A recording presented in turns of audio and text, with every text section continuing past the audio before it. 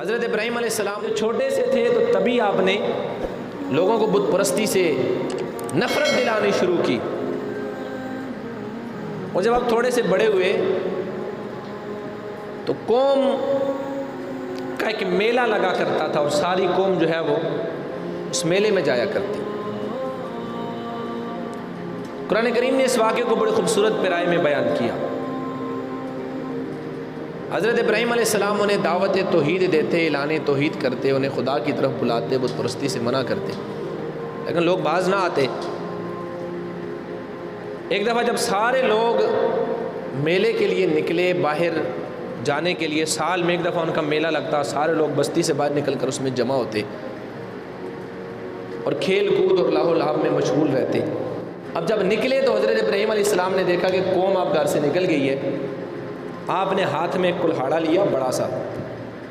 اور قوم کے بت خانے میں چلے گئے، اور اس بت خانے میں جا کر کے جتنے ان کے چھوٹے چھوٹے بت تھے ان سب کو اس کلہاڑے سے توڑ دیا، کسی کا بازو توڑ دیا، کسی کا سر توڑ دیا، کسی کی ٹانگیں توڑ دی۔ پورا بت خانہ سارے بتوں کو توڑ کر جو آپ کے پاس کلہاڑا تھا، وہ جو بڑا بت تھا، سب سے اس کے کندھے پر رکھ کر آپ باہر چلے گئے۔ اب جب قوم واپس آئی تو قوم نے دیکھا کہ بتوں کا یہ حال کس نے کیا ہے، کسی کا کان نہیں ہے، کسی کا سر نہیں ہے، کسی کے بازو نہیں ہے، کوئی پورے کا پورا بت زمین پہ پڑا ہوا ہے۔ تو وہ کہنے لگے یہ حال کس نے کیا؟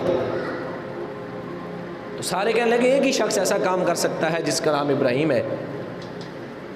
وہی ہمارے بتوں کے خلاف زیادہ بولتا ہے، وہی بت پرستی کے خلاف باتیں کرتا ہے، وہی لوگوں کو ان کے خلاف باتیں کہتا ہے۔ تو لوگوں نے حضرت ابراہیم علیہ السلام کو بلا کر کے پوچھا، قالوا انت فعلت ھذا بآلہتنا یا ابراہیم، اے ابراہیم ہمارے بتوں کا یہ حال تو نے کیا ہے؟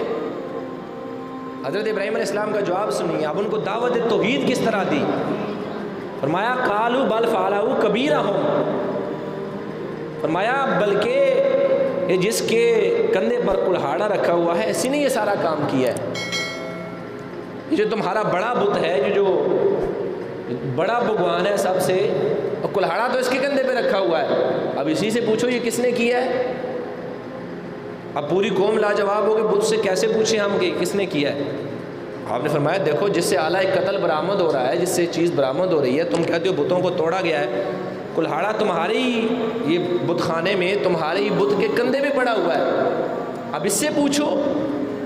کہ ان بتوں کا حال یہ کس نے کیا۔ تو وہ کہنے لگے ابراہیم تمہیں پتہ ہے کہ یہ بولتا نہیں ہے، یہ ان بتوں کو کیسے توڑ سکتا ہے، یہ تو چل بھی نہیں سکتا، پھر بھی نہیں سکتا، دیکھتا بھی نہیں ہے، سنتا بھی نہیں ہے، یہ تو کچھ بھی نہیں کر سکتا، تو یہ کیسے ان بتوں کو توڑ سکتا ہے؟ ہمیں لگتا ہے تو نے یہ کام کر کے کلہاڑا اس بت کے کندھے پہ رکھا ہے۔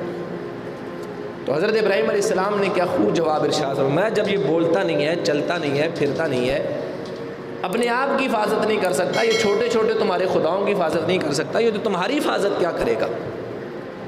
یہی بات تو میں تمہیں سمجھانا چاہتا ہوں کہ کوئی بندہ اس عبادت خانے میں آ کر سارے بتوں کو کلہاڑے سے توڑ کے چلا گیا،